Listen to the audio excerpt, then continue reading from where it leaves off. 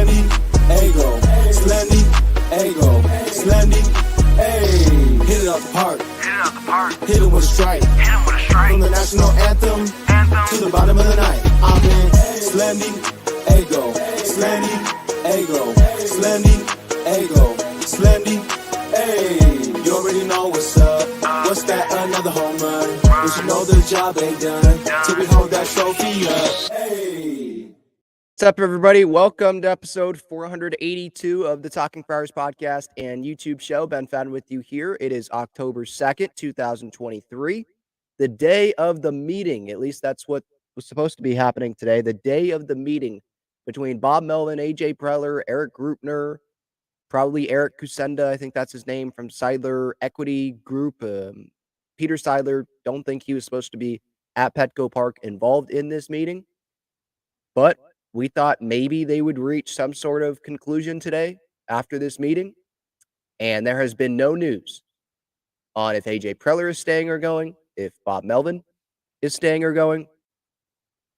All we have is a statement that came out from Peter Seidler at 8 o'clock this morning. Apologies, I'm still not feeling that great, so you might hear it from my voice. So if you're watching on YouTube, you will probably see me going to the Kleenex a little bit here. Just, I don't know. Is it the weather? I have no idea what's going on, but not feeling great. But still wanted to come on, and obviously there's going to be questions and comments, obviously, on what is happening here with the Padres. What did this statement mean? I'm going to get into that. There's the Xander Bogaerts comments about him not wanting to play first base. I'll get into that. Josh Hader looks like he knows that he is gone. He posted something on Instagram today. We can get into that. And Kevin Acee also in his Padres Daily, his last Padres Daily newsletter of the year, because the Padres season is obviously over, put out a big chart of all the heartbreaking losses for the Padres this season. And so we can go through all of those and relive that misery again. And it just shows, like, if they could have just been a little bit better, maybe they're in the postseason tomorrow, because the wild card series starts tomorrow. Dodgers, Braves, they don't play. It's Diamondbacks, Brewers in the NL, Marlins, Phillies as well. And then the AL matchups, I want to say, I know it's the Twins, Blue Jays. Twins are at home. My family's in Minnesota, so some of my family I have in Minnesota. So that's like my team that I'm rooting for this postseason, obviously, because the Padres aren't in it. So I know it's Minnesota and Toronto. Minnesota hasn't won a postseason game since 2004. I think game one of the DS in 2004. So we'll see if they can break that streak. And then the other one, what's the other matchup? Rays, Rangers. That's right, because Astros and Orioles, they get the bye. So we'll see. It's not the sexiest postseason, but for baseball fans, like, people are going to try to crap on this postseason and all that. Obviously, it sucks the Padres aren't in it, but it's still the postseason. Like, October, it's the best month of the year. I don't care what anyone says. And it's not because of NFL and college football and whatever else you want to say. No, it's because of the Major League Baseball postseason, in my opinion. It just sucks that the Padres aren't going to be in it, obviously. But without further ado, let's get into this statement from Peter Seidler. If you want to join the show, you can click that link that's pinned up at the top of the chat, and you can come on in. I'll get to the comments and your questions here in a little bit. But yeah, here is the statement.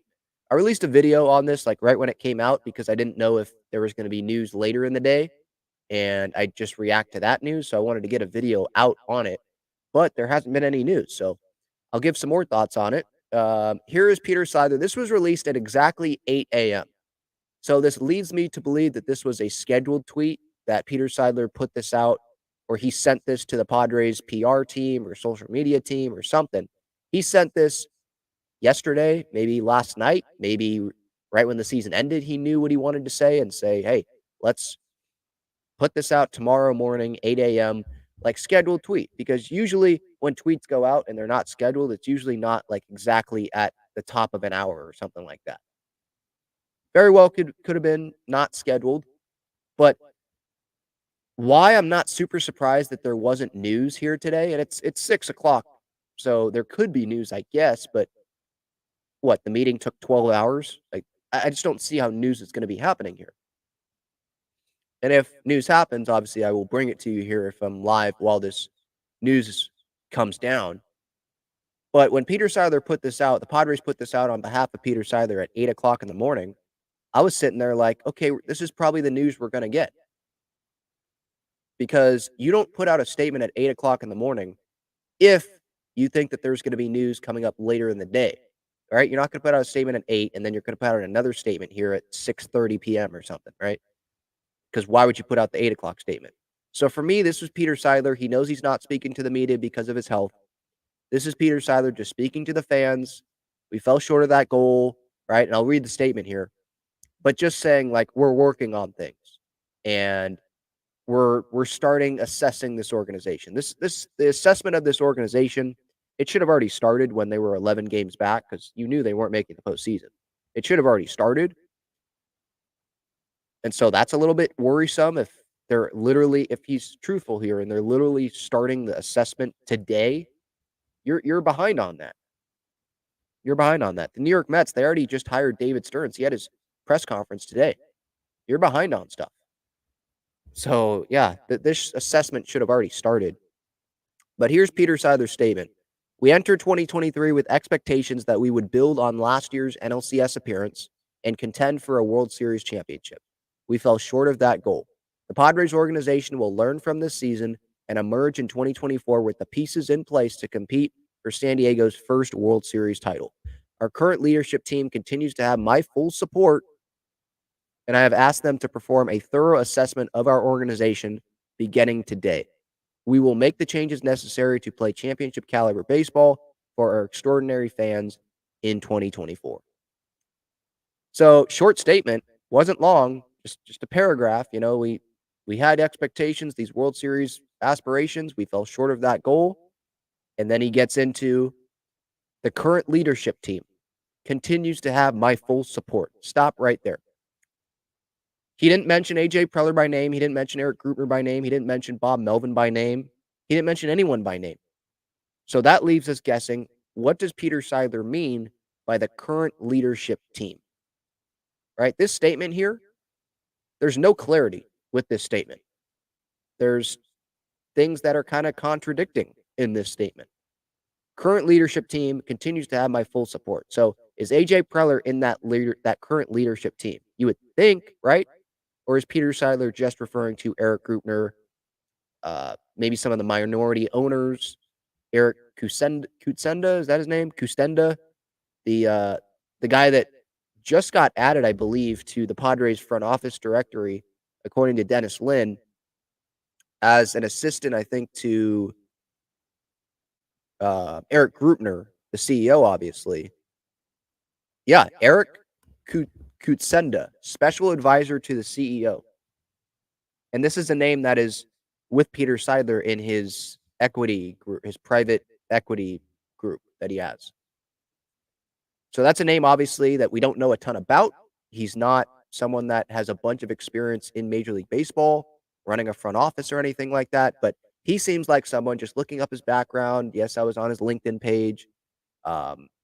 Just hearing some things. It's like, okay, so this guy, he is a money guy. Like he's probably here to help out with the Padres payroll, asking questions like what needs to happen to get the Padres back under a certain number. We're hearing about the $200 million target, I guess, for the payroll.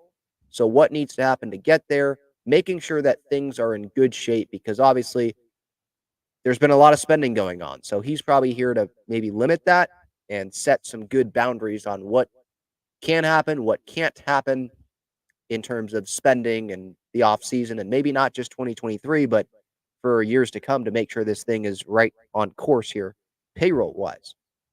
But again, our current leadership team continues to have my full support. So who is in this leadership team? Bob Melvin, I would say, is part of a leadership team. The manager of your team should be part of your leadership team for a baseball team. But Bob Melvin is not named here. Your president of baseball operations and general manager should be a part of the current leadership team, right? But he doesn't name AJ Preller here. This seemed a little bit far from AJ's excellence, like we heard when he was talking to Kevin Acee in Cincinnati in the middle of this season, right? When they were in the middle of that terrible road trip. through, I think, Pittsburgh and Cincinnati. It was bad. No one is named here other than Peter Seidler because he made the statement on. He wrote. I don't know if he wrote the statement, but he's putting his name on the statement, right? So that just leaves the fan base guessing. Bob Melvin, what does this mean for him? Is he a part of the leadership team? If he's not, then yeah, we're going to be thinking that, okay, this probably isn't going to work out, and Bob Melvin's probably going to be moving on, or he'll be fired, or something. If AJ Preller is in this leadership team, continues to have my full support, you're asking Peter Seidler asking them to perform a thorough assessment of the organization beginning today. Okay, so if it's beginning today, then yeah, we shouldn't be shocked that there's no announcement here. And if it's beginning today, then your current leadership team, AJ Preller, is involved in that. So I would think that AJ Preller is not going anywhere. Because if AJ Preller was going somewhere, why would you have that guy be evaluating what is going wrong? Wouldn't you want someone that is unbiased and a new guy coming in and doing the evaluation? You know? So yeah. There's just question marks. There's question marks and contradictory. So you have your current leadership team continues to have your first full support. So that reads to me like, okay, we're probably going to keep the current situation. We're not going to make big firings here. Preller's not gone. That's kind of what that seems to me. But then later in the statement here, we will make the changes necessary to play championship caliber baseball for our extraordinary fans in 2024. Okay, so you think no changes are going to be made when you're saying current leadership team continues to have my full support, but then you're saying you'll make the necessary changes. So again, that my head goes to Bob Melvin. He's not included in this current leadership team, but they were meeting today at Petco Park, Bob Melvin and other leaders in this organization. So is he part of the leadership team or is he not? And so when I see him say, we will make the changes necessary, Bob Melvin, that's the first name that comes to mind here. Because current leadership team, I just find it hard to believe that AJ Preller is not a part of that current leadership team that Peter Seidler is referring to here, you know? So I don't know what to think of this. It really just created more questions, really. Like, for me, what was the point of Peter Seidler releasing this statement? Literally, what was the point? If you're not being direct with Padres fans and saying AJ Preller is gone, or AJ Preller is staying, or Bob Melvin is gone, or you could come out and say it's undecided. The future of AJ Preller and Bob Melvin is undecided, but he didn't name any person here, and it was vague. So I don't know. I came away with a lot of questions here. Like, what's going to happen? What was the point? What did Peter Seidler mean from this? I mean, I guess it's a great PR thing because if they make changes, well, Peter Seidler said you're going to make the changes. So good job. If you don't make the changes with the leadership, you could just say Bob Melvin was a part of that leadership team and you said that they'll continue to have your full support. So why would you make the changes, right? So like he was on both sides here in this statement of making changes or not making changes with management. And what he could do if there's no changes, well, the changes that I was referring to in this statement was things that you're not going to see, like, or I was referring to player roster construction. That's what I was referring to. I wasn't referring to management. Am I blurry here on YouTube? Is it blurry? Real quick, because I'm just looking on my end of things and it looks blurry. Yeah, JD Third said Seidler didn't write that. A lawyer did. Maybe. I don't know if Seidler wrote it. I don't know if someone from the PR team wrote it. But it's on both sides for sure. Someone in the chat, let me know if I'm blurry on here. Oh, it's good? Okay, Alex, thank you. Yeah, I don't know why. I look very blurry here on my side. Okay, anyway, let's move on then. So, well, not move on, but I'm just curious, what are your thoughts here? If you're live in the chat, what were your thoughts on this statement? Like, okay, fell short of the goal. You're admitting that you obviously didn't get to the World Series championship goal. I didn't really need to hear that because I already know Peter Seidler wants to win, and we all know that it was a disappointing season. You support the current leadership team. but you don't name anyone in the leadership team. So that it's just questions. And then more questions. We will make the changes necessary to play championship caliber baseball in 2024. Okay, what are those changes going to be? Is it personnel? Is it just roster construction? Is it payroll? What is it? Is it the farm director? Is it scouting? Like, is it analytics, hiring more people? Is it AJ Preller taking the GM title off? What the heck are these changes necessary to play championship caliber baseball?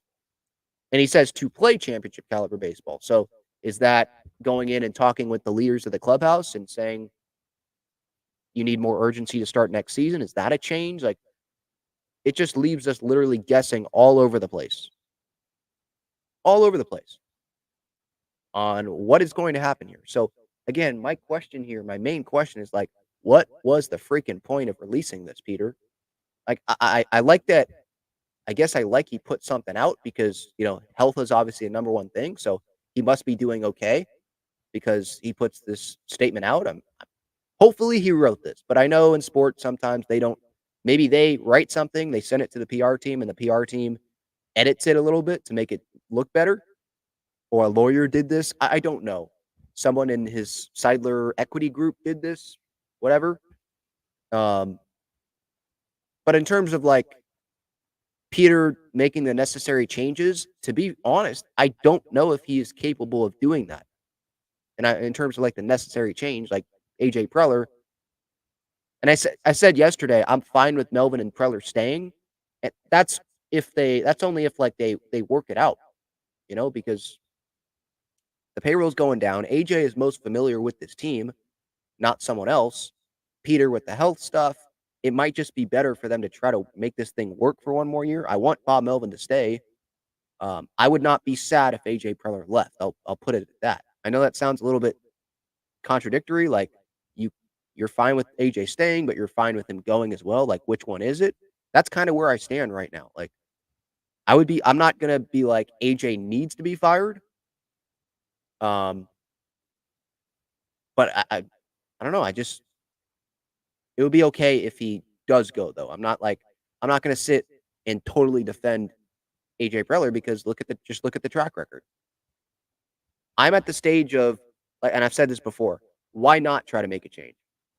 If they don't make a change, I mean, maybe next year will be like 2022 and the players will just play better and they can go on a run. But I just feel like Preller's obviously gotten a lot of runway here to build a consistent contending team, and he hasn't been able to do that. They've got stars on the team, but I'm talking about playoffs every year. That hasn't happened under AJ Preller. And the 2 winning seasons in AJ Preller's tenure, full winning season, Bob Melvin's been the manager. And I know this year, I don't want it to be looked at as a winning season because it was a failure of a season. When you're just looking at this season, singular 2023. As I said yesterday, if it leads to a World Series, then I won't look at it as a failure because it was probably steps to success. But right now, yeah, it was a failure of a season. So I don't want it to come off like, oh yeah, this was a winning season. Great. No, it wasn't great. But Bob Melvin, I think he knows what he's doing. And if Bob Melvin goes, who are you bringing in that's better? Mike Schilt, that feels like a lateral move. That's a better move than having Bob Melvin manage. Ryan Flaherty, that's a better move than having Bob Melvin manage. Ryan Flaherty, he might be on the same page with AJ Preller, and maybe that's what we should want. If we know AJ Preller's staying, which I guess we don't, but from the statement, it feels like he's going to. And we know Peter loves AJ. If AJ's staying, you want someone that's probably on the same page as AJ Preller. And I think Ryan Flaherty would be more on that page. But again, if Preller leaves, I'm not going to sit here and be all pissed off about it because he's had a lot of chances. But if it's Melvin and Preller again in 2024, I'm not going to feel great about their chances of winning. But I will care more that, okay, Melvin is here still. Hopefully there's more urgency at the start of next year. They will still have a talented team. And like I said yesterday, maybe the payroll going down might be a good thing with AJ Preller running this because he's had a little bit of a track record of bringing in some guys on cheap deals and them actually working out. It's the big contracts where it's like, oh, Eric Hosmer, nice. You Darvish, this one, not off to a great start. Jake Cronenworth, not off to a great start, right? Musgrove, I still like it, obviously, but just in terms of results, like he obviously the injuries this year, right? That limited his season. It's the shorter term deals where it's like, oh, that was a good addition, pretty good addition there. Obviously, there's some short term deals, Matt Carpenter, Nelson Cruz, where it's like, what the heck was that? But Michael Waka, Seth Lugo, Ha-Sung Kim was 4 years, and that's starting to work out here. I could point to others, but like Robert Suarez, Luis Garcia, for the most part, those coming in. I'm talking about their initial deal, not the Suarez extension that he got or this new deal that he got, the 5 years. What was it, 46 mil, something like that. I'm not talking about that. I'm talking about the initial deal that he signed. Um, those have been pretty solid. So maybe if AJ is limited here, maybe that will be a good thing. I don't know. I'm just trying to find a positive here if AJ does end up staying. But yeah, I just go back to this statement here. What was the point of releasing this statement? There's just more questions here than there are answers. Like, if you're going to release a statement today on Black Monday, the day after the season ends, and you got Phil Nevin going, you got Buck Showalter going, you got moves being made here. You got David Stearns having his intro press conference as the president of baseball ops with the Mets. If you're going to send out a statement, make it clear AJ's returning. We have full trust in AJ Preller and the front office. Or Bob Melvin, we've decided to mutually part ways. We wish Bob the best. Thank you so much for what you did for us in 2022. We'll never forget that. Like, be definitive, direct. But to send out a statement that says nothing to us. Okay, you have your current leadership team. You fully support the current leadership team. But you'll make the necessary changes to play championship caliber baseball. What is it? Those changes aren't with management. They are with management. What is it? We just don't know. All right, I'm going to go through the chat here. Devin says, the official statement has caused a circus of uncertainty. I don't know what's going on. Yeah, that's pretty much every Padres fan.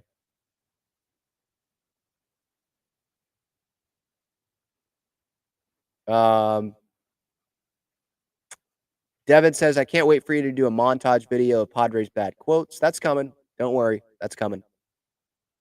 I don't know about like the quotes of them like on camera, because not all the quotes were on camera, all the bad quotes.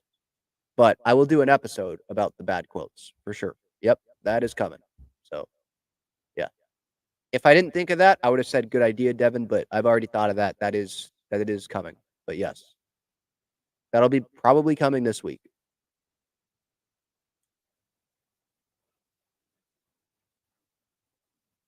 Oris says, I don't think the team has any idea. Oh, not Gal, how to fix it, which is obvious with the season. Well, Peter Seidler, I think he doesn't want to. I mean, he loves AJ Preller with his health and all that. He probably doesn't want to have to go through hiring a new president of baseball operations or a new general manager. You're so far in. He's under contract through 2026. And with Bob Melvin, feels like Eric Grupner likes Bob Melvin. Kevin Acee was on with Darren Smith earlier today, and he wouldn't comment about how Eric Grupner feels about AJ Preller, but I think he did comment about how Eric Grupner feels about Bob Melvin, and he doesn't really have anything bad to say about Bob Melvin. So that can kind of tell you, obviously Eric Grupner last week on Ben and Woods, criticizing the roster construction, how they need more younger, hungrier guys, and how 2022 masked some things. The winning can mask some things. I don't think Grupner's the biggest fan of AJ, but then you got Peter, who is a big fan of AJ. And Peter's the boss, but Eric Grupner's the lead guy right now in this organization, it feels like, with Peter away. Like the lead guy in the office, in the building. The lead guy is Eric. So, I don't know. This feels like it's going to be a process. I mean, when Peter says in this statement, he asked them, the leadership team to perform a thorough assessment of our organization beginning today. Beginning today. So I don't see this ending soon. During the playoffs, when games, like the day of games, I don't think Major League Baseball likes teams doing this sort of stuff, like announcing a firing or something, because that ends up being big news. And look, it's playoff baseball, so the real baseball fans, they can digest all the information. They can digest the Padres making a move and then watching the wild card games. I don't think it's that big of a deal. And I don't think Major League Baseball should restrict teams from making a move on the day of a postseason game. Like, it's their organization. They should be able to do whatever they want to do.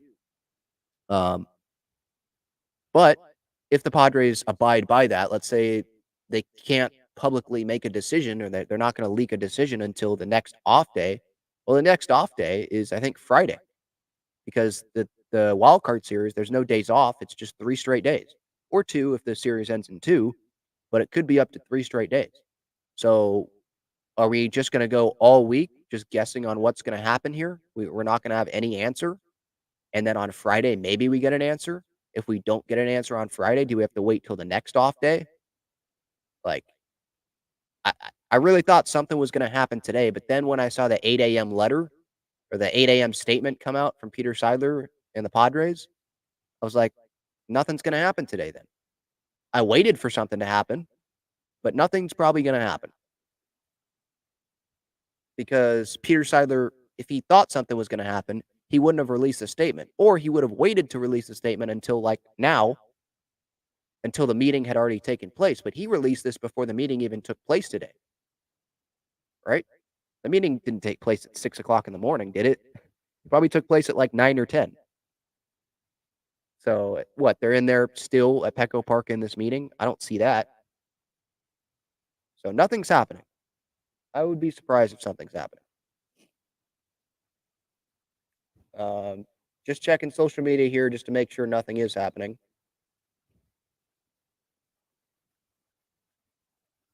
Yeah, don't see anything. Okay, so, those are my thoughts, kind of drawn out, I know, rambling a little bit, but those are just my thoughts right now on the Peter Seidler statement from today. And I'll be back right after this to talk about Xander Bogaerts. Check out Gaglione Bros' famous cheesesteaks and garlic fries on Friars Road. You can visit their website, gaglionebros.com, for their entire menu and enjoy their cheesesteaks and fries at Petco Park and Snapdragon Stadium as well. All right, so Xander Bogaerts, obviously with the season ending on Sunday, he spoke to Padres media members that were in Chicago following the Padres season finale, not just series finale, but season finale. And I guess he was asked about moving to first base, because that has been brought up inside the Padres organization about him potentially moving there. And some Padres fans were not happy about what he said here. This is via Kevin Acee in the San Diego Union Tribune. I don't want that, Bogaerts said. I see it this way. Center field, shortstop, second base, that's the triangle. You start going to the corners, you're closer to the bench. I don't want to be too quick going to first. And my initial reaction to this was, yeah, I'm not happy about seeing this from Xander Bogaerts. Now, I understand, to be fair to Xander, if I was a shortstop, played it my whole career with the Red Sox, come over to the Padres, played pretty well defensively, I thought, this year at shortstop. I really did. I think Xander played pretty well at shortstop this year. Made some errors, but I thought he played pretty well. Is Ha-Seong Kim a better defensive shortstop? Probably. He's one of the best defenders in baseball. Does he have better range than Bogaerts? Probably. Yeah, probably a better fit at shortstop. But Ha-Seong Kim is a free agent at the end of the season of 2024. So does Bogaerts want to move to first base and then go back to shortstop? Or maybe he's like, well, if they move me to first base, I may never come off of first base. And he thinks in the second year of this contract, moving to first base, no, I'm the shortstop of this team. They brought me in to be the shortstop of this team. I was successful with the Red Sox being a shortstop, won a World Series as the shortstop, hit over 300 as a shortstop.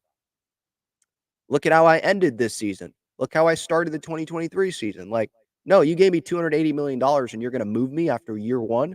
I understand the frustration there that Xander Bogaerts might have about that.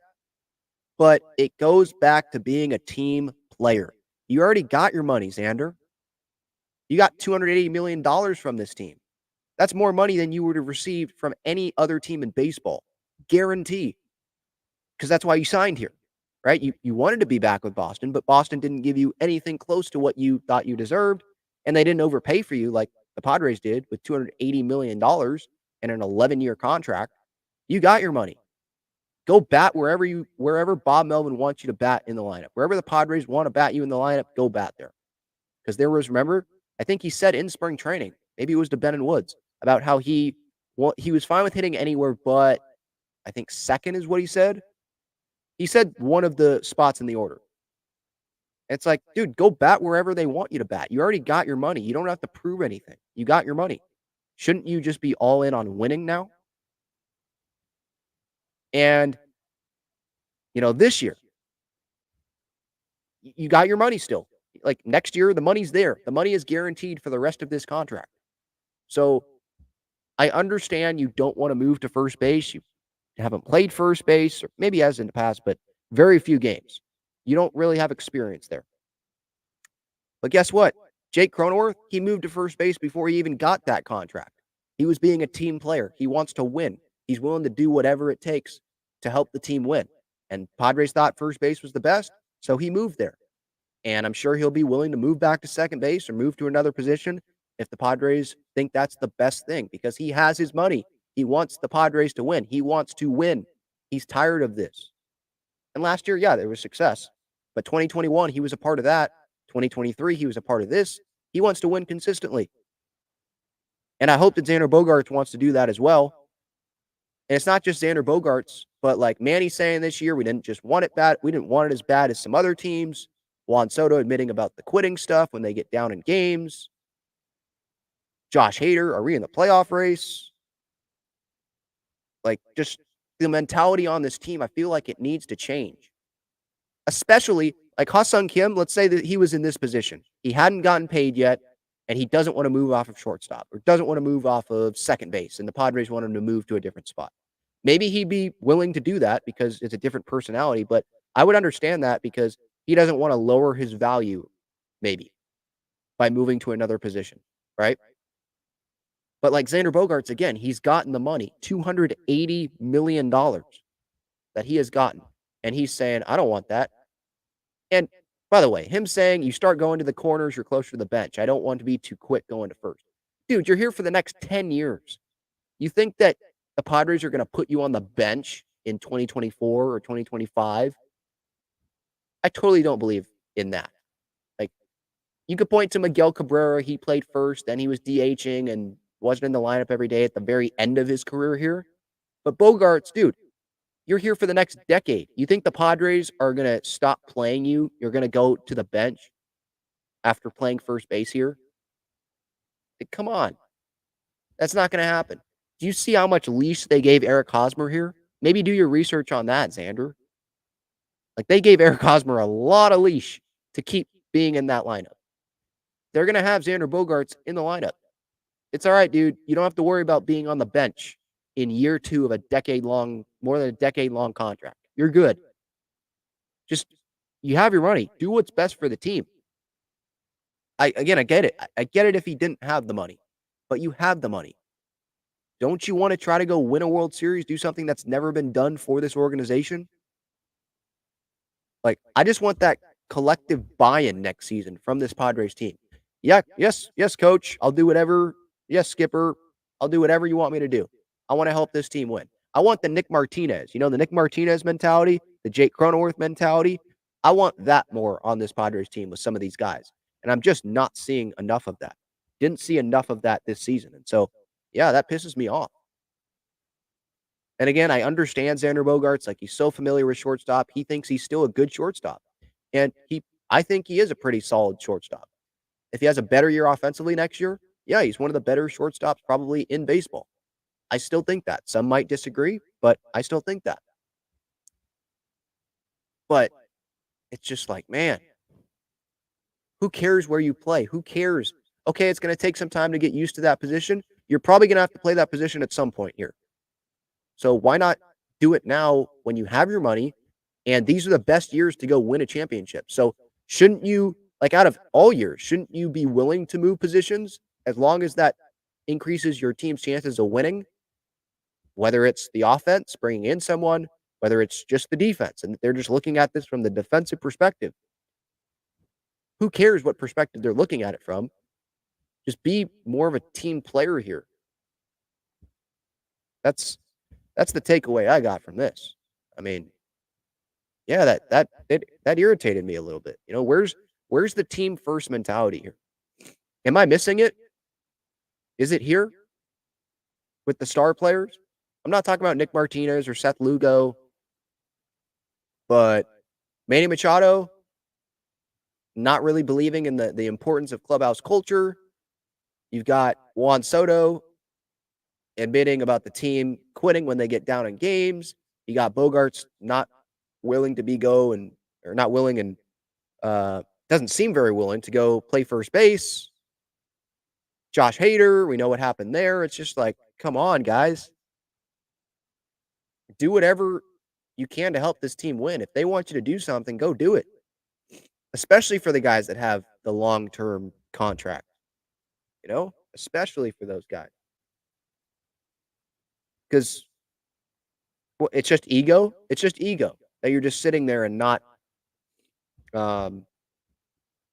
being super willing to go move positions. That's what it is it not?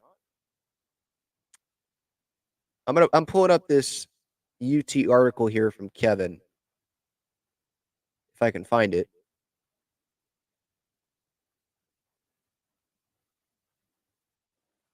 One second. Here it is. Rich Hill, by the way, he wants to pitch half of next season for a contender. Okay, so Bogaerts, here's what he says. These are like the full quotes. I'm not, I've got to be a shortstop. I was that guy when I came up, but I'm very realistic. And I mean, I'm not getting younger.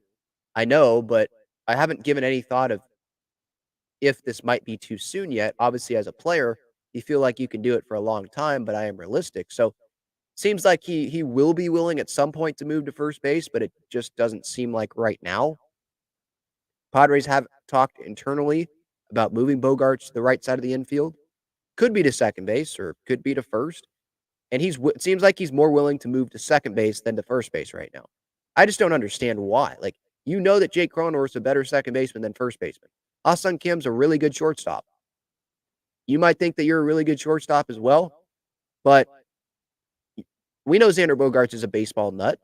He's smart, watches baseball all the time, probably pays attention to what some other people are saying, the defensive alignment and all that. You think that having you at shortstop, Kim at second, and Cronenworth at first is a better defensive alignment than you getting time at first? Croney being back at second base and Kim at short. I think the better defensive alignment.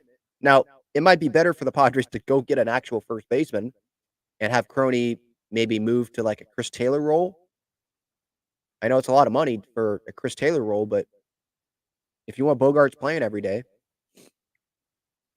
or Manny DHs, so Kim is at third, Bogaerts can stay at short to start the year, Croney's at second, they bring in a first baseman, you have Manny DH. Soto, let's say he stays, he's in left, you have Tatis maybe in center or right, you have Christian center maybe or someone else, and that's how it could line up. But like realistically, I think the best defensive alignment is Manny, assuming it's these four. Maybe it's not going to be. But when Manny gets healthy, Manny at third, Kim at short, Croney at second, and Bogaerts at first. If it's those four in the infield, that's the best defensive alignment, I think. Bogaerts, I believe he's taller than Croney, which helps at first base, and he can learn it.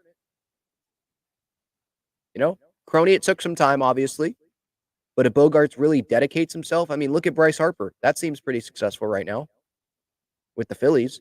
And I was reading an article earlier today with Bryce Harper about him maybe being willing to be at first base full time. This was just an injury thing that he's at first base. And he pretty much said, like, I'm open to anything. I'm open to anything, honestly. And again, my thought goes to, can we get some more of that on this Padres team? Some more team first mentality? Bryce has his contract. He has his money. He's willing to do whatever. Bogaerts, you have your money, dude.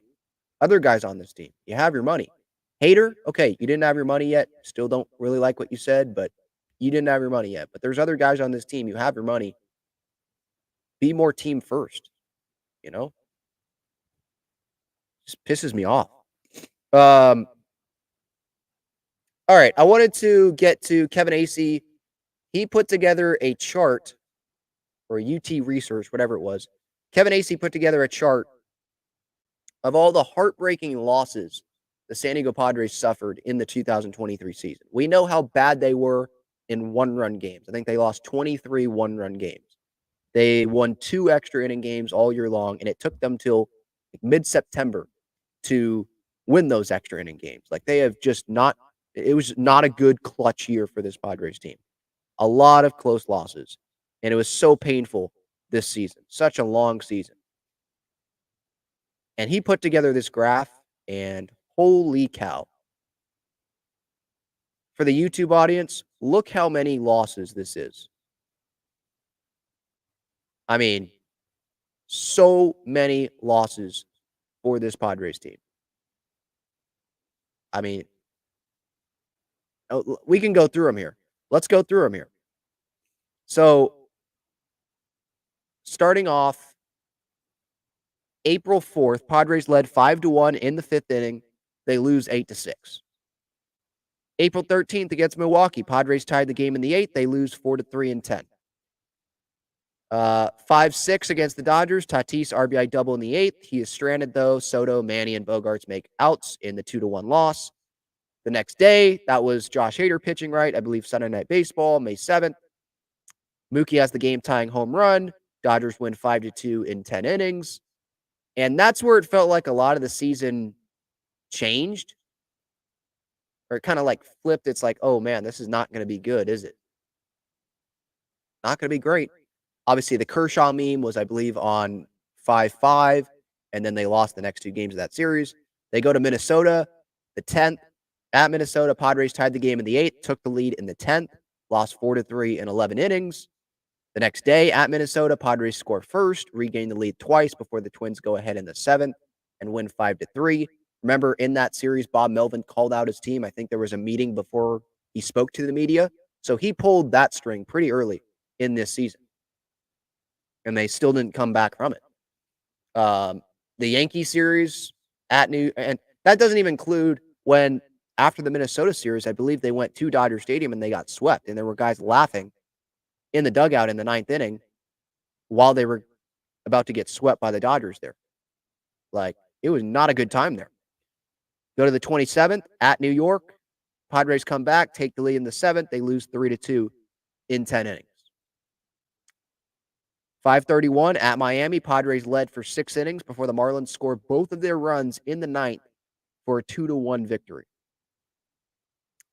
Let's go to June 11th at Colorado. Rockies tie it in the 8th. Padres retake the lead in the 9th. Rockies win 5-4 with 2 home runs in the 9th. I think that game, was that the game where there was the weather delay? And I just felt like, okay, this is not going to work out for the Padres. And Ryan McMahon homered. Not great. Go to the 19th at San Francisco. Giants score 2 in the 9th, 3 in the 10th for a 7-4 victory. I think that was the Yaz walk-off home run game. 6:20 at San Francisco. Giants score once in each of the final 3 innings to win 4-3. 6:21. Giants take advantage of a controversial call at the plate. Hold on, 4-2 victory. That was one of the Gary Sanchez bad calls by the umpires, and things just didn't go the Padres' way. Just so many excruciating losses this season. I'm like barely halfway into this list. 6:29 at Pittsburgh. Pirates come back with 3 runs in the 7th for a 5-4 win that completes the sweep. Remember, that was Tim Hill, one of those plays that tied the game. They were up by 2, I believe. Late in the game, dribbler down the line. Tim Hill picks it up, spins, throws, and it's not a good throw. Goes up the right field line, 2-run score, tie game, and the Padres obviously end up losing that game, like getting swept by the Pittsburgh Pirates. And then at the end, obviously, the Pittsburgh Pirates lose to the Marlins. That's the game that the Padres are officially eliminated. So, like, the Pirates just did not help the Padres. Padres hurt themselves, obviously, but the Pirates were not helpful to the Padres in 2023. How about the next series at Cincinnati, 6:30? Padres tie the game in the ninth, take the lead in the 10th, again in the 11th before losing 7-5. And that was one of those where it's like, okay, they hadn't won an extra inning game yet, obviously. Maybe they're going to get an extra inning win. You had Tatis coming through. I know he had a big hit. There was like some pretty good situational baseball. And you still end up losing that game. I remember that home run was a line drive hit on the walk-off. Go to 7-2. Padres tie the game with back-to-back home runs in the top of the 8th. I think it was Kim and Tatis, right? Tatis, that was a bomb. But then gave up a 2-run home run in the bottom of the 8th. I believe that was Nick Martinez. They lose 4-3. I forget what the situation was there. I forget if Josh Hader was available or not, but that was a situation where it was like, ooh, Bomo, Nick Martinez, he'd been struggling. Don't know if that's the best person to put in there, and the Padres lose that game. 7:15 coming out of the All-Star break. Phillies tie the game in the 7th. Padres retake the lead in the top of the 8th. They lose the lead in the bottom of the 8th in a 6-4 defeat. 7:16.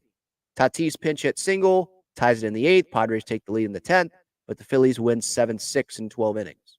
I remember in one of those games, Kyle Schwarber came up with a hit. Bryce Harper came up with a hit. Just losing leads. And that was where, the bullpen, obviously, it was a top 5 bullpen to start off the season. And this was without Robert Suarez. But then there were rough patches, and then there were some injuries, and it just wasn't. It was just really, really rocky at a bad time for this Padres team. Let's go to back at home against Pittsburgh. Padres get to a 3-2 lead on 7:26. Have the bases loaded with 1 out in the 9th before 2 quick outs. I believe Grish was involved in that. 7:31 at Colorado. Grisham home run ties it with 2 outs in the 9th. Padres load the bases, though, with no outs and don't score in the 10th inning. And the Padres lose 4-3. Another heartbreaking loss there. 8-4 against the Dodgers.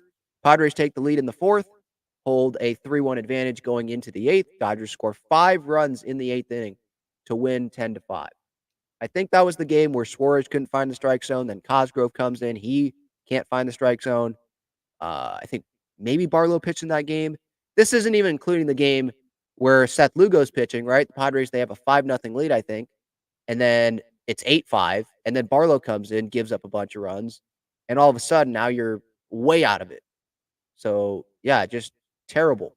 That was that Monday day game, the wraparound series. Then you go 8-8 at Seattle. Padres go up 1-0 in the first, but then they go 0-9 with runners in scoring position with the game tied in the 8th. Mariners scored 5 runs there in the 8th. 8-13 at Arizona. Padres take a 3-0 lead in the first, go up 4-2 in the top of the 7th before the Diamondbacks score twice in the 7th and again in the 8th. 8-29 at St. Louis. These were the walk-offs, obviously. Padres, they had a lead. Cardinals scored twice in the 7th to tie the game, and then they win 6-5 on Tommy Edmonds' walk-off single in the 9th. Next, I think Hader was pitching in that game. Next game, Hader's also pitching, and Padres took a 4-3 lead in the 7th. Edmond had a walk-off home run in the 9th, and I remember just laughing after that because it's like this season it just keeps getting worse. You're playing the Cardinals. You should have won these 2 games, and of course, the San Diego guy walks off the Padres. And Josh Hader, the few games that he was pitching, he gives up walk-offs there. There was one point in time this season where Josh was pitching like once a week, once every 8 days. It was so frustrating. It's like, dude, some of this has to be on the Padres, but some of this is definitely on Josh. And he outed himself with some of the comments that he made at the end of this season, near the end of the season in San Francisco in September. And it was just frustrating. Like, again, going back to the team first mentality, like they need more of that in this clubhouse. September 23rd, Padres 1 for 17 with runners in scoring position, tie game going into the 9th before losing 5-2 in the 10th. And Tatis was up in that situation. He struck out. I think Soto was up. He struck out, I want to say, or maybe it was Manny that struck out. Whatever. It was just a bunch of guys. I know Bogaerts, he had a ground ball late in that game. Like, it was just time after time after time, gut punch after gut punch after gut punch. And that took a while for me to get through that list. If they would have had a few of those games go their right way, this team maybe could have been in a postseason spot. If they could have come through with runners in scoring position and not have went over with runners in scoring position many times this season, if they wouldn't have lost 23 one-run games and just been a little bit better with that, this team maybe could have made the postseason. And we'd be getting ready for the wild card series. But instead, we're sitting here waiting for maybe a decision to be made about Bob Melvin, AJ Preller, maybe a change to be made. It just sucks. Absolutely sucks. Just this team, so talented. Such a talented team on paper going into the year. And it was just felt like choke job after choke job after choke job. Sometimes they didn't have a lead, but they definitely had opportunities in those games to take the lead or to tie the game, to extend the game, and they just couldn't do it. Josh Hader, I did touch on him obviously in that graph that Kevin AC posted. By the way, Kevin, great job to him this season on Padres Daily, his Padres coverage. Same thing with Jeff Sanders and Dennis Lynn and AJ Cassavell, Marty Caswell. I know I'm forgetting some people, but the main writers, Annie Halbrun, the main writers here, Bryce Miller, great job this season with their coverage, obviously. Long season for them, I'm sure, how disappointing this was. And they're probably checking their phone all the time right now to see if someone's going to give them that tip so they can be first on if there's going to be changes with this Padres team. I'm sure there's a lot of phone calls being had about what's going to happen here. It feels like it's speculation. There's probably a limited amount of people that know what's happening. And maybe no decision has been made about this Padres team right now. Because maybe they had a meeting and, Peter Seidler was right in his statement about how this process is just beginning. It's beginning today. And I don't think you make a decision in a few hours if it's beginning today. It should have began weeks ago, not just beginning today. But if it's beginning today, then it's probably going to take some time. I don't see anything happening today. Like, that statement was what was going to happen today. Something was going to happen today. I wasn't expecting an 8 a.m. statement from the team before the guys in this meeting even met. Maybe that was strategic on Peter's part because he didn't want a decision to be made today. Maybe he wants to talk to both parties, or because he can't be involved maybe in this meeting at Petco Park, maybe he wants to have those two guys come to wherever he is and have a conversation or meet on Zoom or something. And so he put that out there. So like Grupner or whoever's there felt pressure to not make a decision today. I don't know, but yeah, it's not. I was not expecting an 8 a.m. statement from Peter Seidler for sure. Josh Hader, he knows that he is gone. He posted on Instagram on Monday, San Diego, you'll have a special place in my heart forever. Like he knows he's gone. Here is the Josh Hader post on his Instagram. SD, you'll have a special place in my heart forever. To all the loyal fans that supported us every day, thank you and much love. I liked what he did against the Dodgers, obviously, last postseason. Like, I'm never going to forget that. But on the field, it wasn't a disappointing Josh Hader tenure with the Padres. Like, I agree that Josh Hader is going to be gone. He's not coming back. They're not giving him $100 million for a reliever, especially in the payroll situation that they're at. But I would say it was underwhelming because I thought we were going to get more out of him. I thought he would be more willing. And maybe I'm stupid it was stupid of me to think that Josh Hader was going to give more than 3 outs and have to be like pushed to give more than 3 outs, even in the postseason when it matters the most.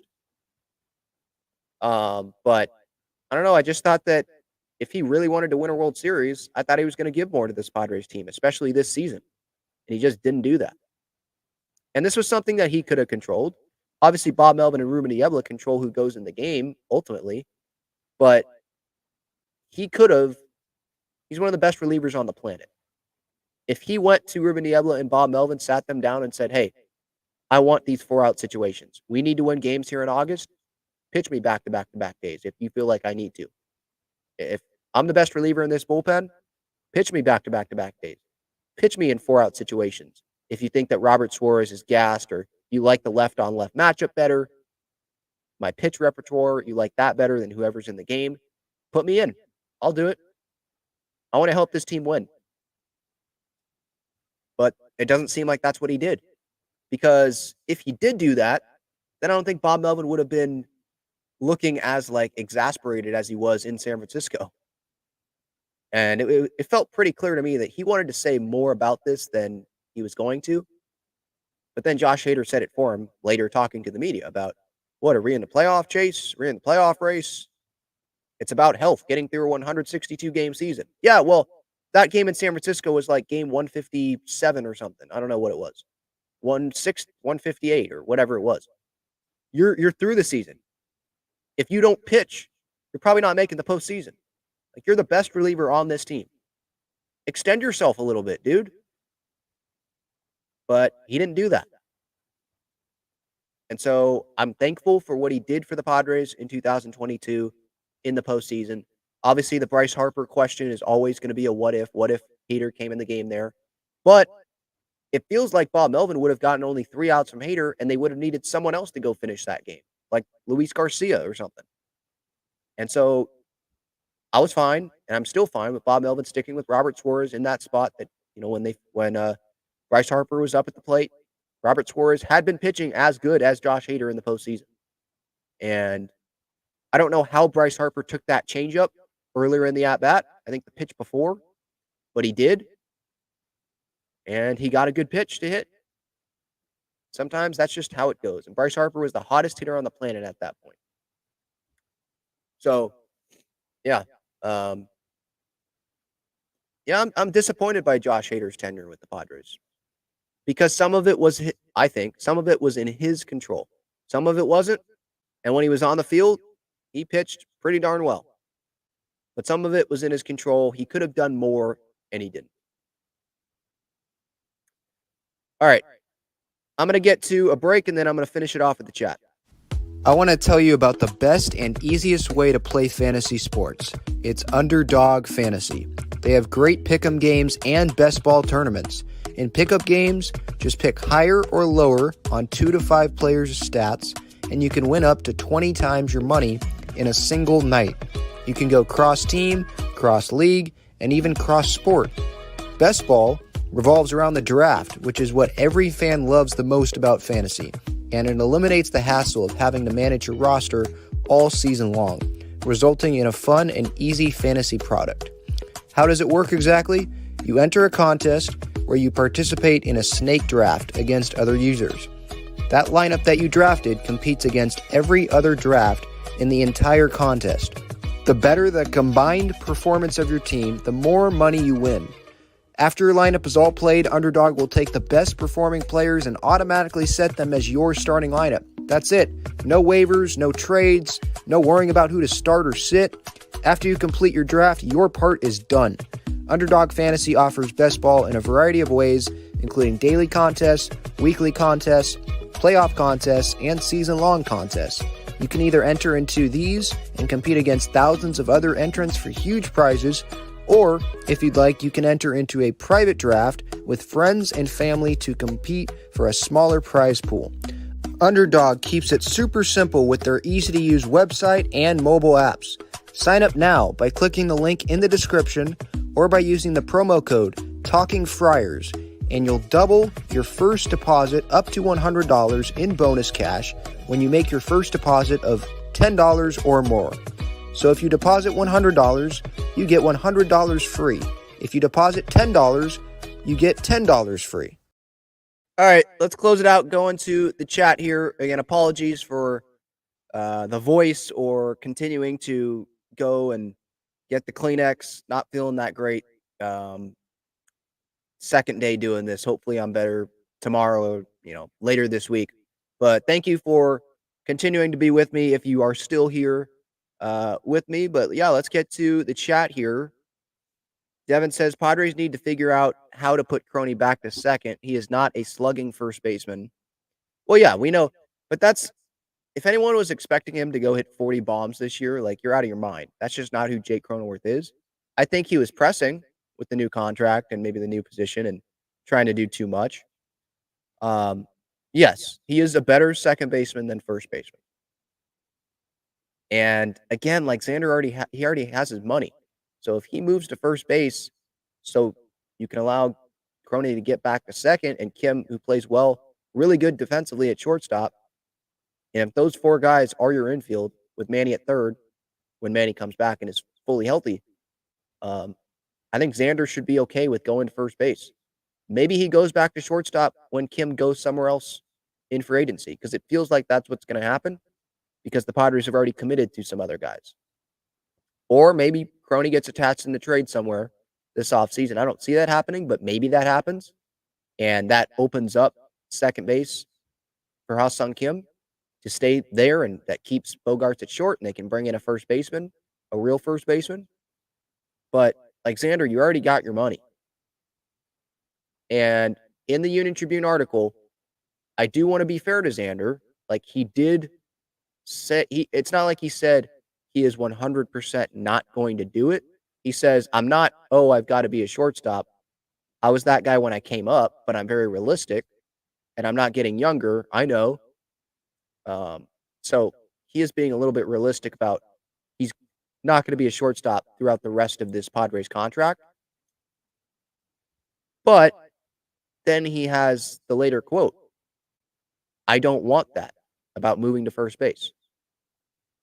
I see it this way. Center field, shortstop, second base, that's the triangle. You start going to the corners, you're closer to the bench. I don't want to be too quick going to first, which I just don't get. Xander, the Padres are not going to bench you 2 years into this contract, less than 2 years into the contract. They're not going to sit you on the bench.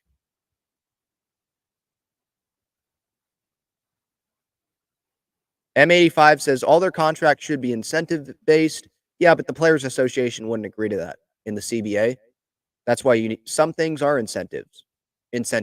Not incentive-based, but there are incentives. Like Seth Lugo got, I think, over $1 million in incentives because of how many starts he made this year. So there are incentives to motivate players, but no, players, that's just how it is. They need guaranteed money. And the best players, you got to give them more guaranteed money. Devin says, Xander doesn't get the benefit of the doubt. Why are you reaching out to Bomel for not batting second? Why didn't you go on the IL when your wrist was hurting? Why grounding into double plays? Well, he's not trying to ground into a double play, so let's put that out there. Not going on the IL when his wrist was hurting. Yeah, I mean, him and Manny, they want to be on the field. That's part of how they lead is posting. They're not going to go out of the lineup because they know that 80% of them, is that better than 100% of someone else? Maybe it is. Now, Xander probably would have been best for him to go on the IL there. What was it, middle of the season when that happened? Before the All-Star break, before he could get that cortisone shot. He was out of the lineup for a good amount of time. And didn't go on the IL. And he was just sitting there, a waste of a roster spot. But that wasn't like he needed surgery like Manny here at the end. And it's like, dude, what are you doing? They still had stuff to play for there. And so I understand why Xander didn't want to go on the IL. It's the same thing with Manny last year with the ankle injury. Like, you're going to try whatever you can to be out there in the lineup on the field.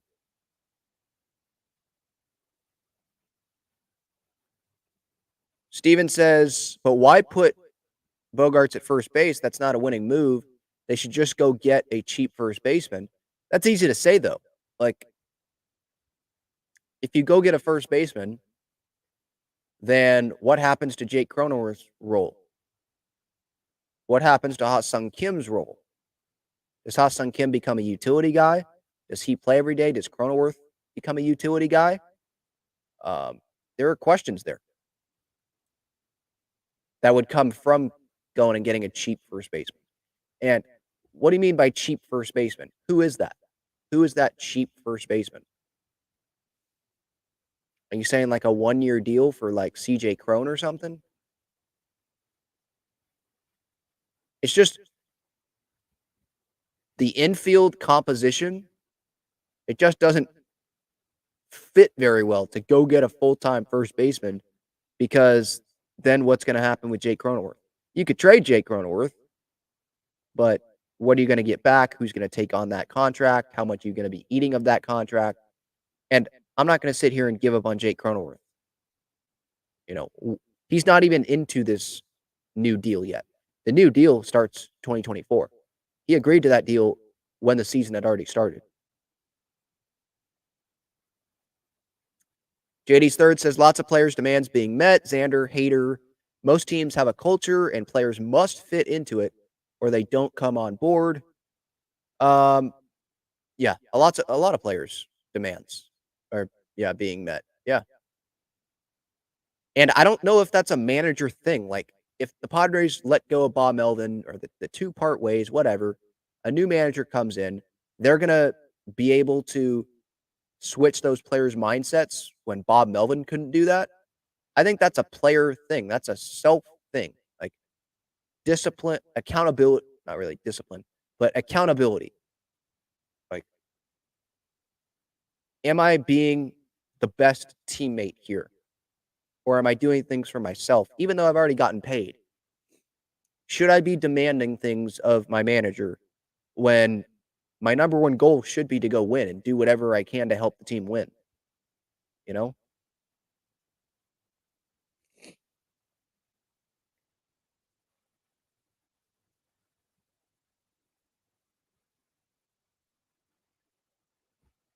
Continuing to go through the chat here. Alex says, I would play wherever, even if I made league minimum. They're so lucky to be in the position they're in. Yeah, that's true. But these guys, I mean, they've gotten paid millions of dollars for years now. Like they're just used to it. And when you get paid millions of dollars and you know you're one of the faces of their organization, you probably do some things that other players wouldn't be allowed to do. And you use that to your advantage. So I know, like I think of that sometimes too. Like even the rookie salary, 700,000 a year, we would love to have that, right? But those guys, they're just sometimes they're in a different world than we are because they're just so used to having everything given to them and getting everything that they want. And so that translates onto what they want on the baseball field and what position they want to play and what spot in the lineup they want to be in, you know? Yeah, it sucks, but what are you going to do? I think it's a player thing. It's the players being like, "All right, I need to switch this from me to we." That's what needs to happen here. Yeah, that AC chart, man, that was long.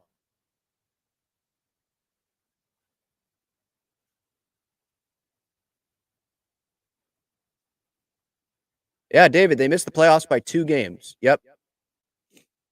I forget if they had a tiebreaker over Miami or anything like that, but even if we say it's 3 or 4 games, that's still so many games that I was talking about earlier on that chart that AC put out.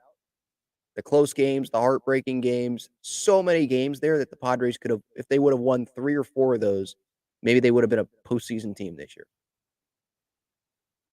Just, yeah, excruciating, frustrating for sure.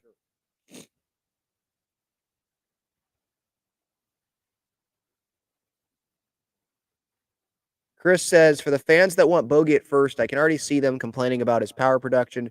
He's not a big power guy. I already know how they're going to react, but he's more of a power guy than Crony. So if you have to make a decision between Crony at first or having him at second base and having Bogaerts at first, I think some would have Bogaerts at first. And you can have Kim at shortstop. Remember, Jackson Merrill is coming up as well, probably at some point next year. So where is he going to slot in? Is he going to go to the outfield? Is he going to be a utility guy? But when Manny comes back and he's at third, and let's say Kim's at short or something like that, like where's Cronenworth going to be? If Kim's if Bogaerts is at short still, Kim's at second, They bring in a first baseman. What's Crony's role? What's Merrill's role? Like there's question marks here. Like the roster construction. There's a lot of questions about who are they going to replace, how are they going to replace Hader, Snell, maybe Lugo, Martinez, Waka, Gary Sanchez, blah blah blah. But like, what about the current group of guys and positions? Like that's a question as well. So we'll see. That's it. Talking Friars episode 482. Thank you everyone so much for the time. Hopefully I'll be better and I'll be more energetic and I won't be, sniffling all the time during the show. Hopefully that'll get better here as the week goes on. But I appreciate everyone for tuning in, listening on the podcast platforms, watching on YouTube, the live stream, or on replay. I post clips of the show on YouTube if you don't feel like watching the entire live stream or listening. There's clips of the show that go up as well and some other individual videos that aren't a part of the episodes. So please subscribe to the YouTube channel if you have not already and turn on those notifications so you don't miss when a video comes out. You don't miss when I go live. So if you want to participate in some of these live streams, you can be a part of that. Again, thank you all for the time. Reminder, code Talking Friars, $20 off your SeatGeek order, 100% deposit match up to $100 on Underdog Fantasy. And FOCO, they've got some great Padres bobbleheads and collectibles. Same thing, Breaking Tea, they've got some great Padres swag there as well. Aztecs, Wave. Click the links in the description for that. And Gaglione Bros, the main sponsor of the show, their main location on Friars Road. They're at Snapdragon Stadium, Petco Park. Best cheesesteaks, garlic fries in San Diego. So make sure to check them out. All right. I'll see you all later in the week.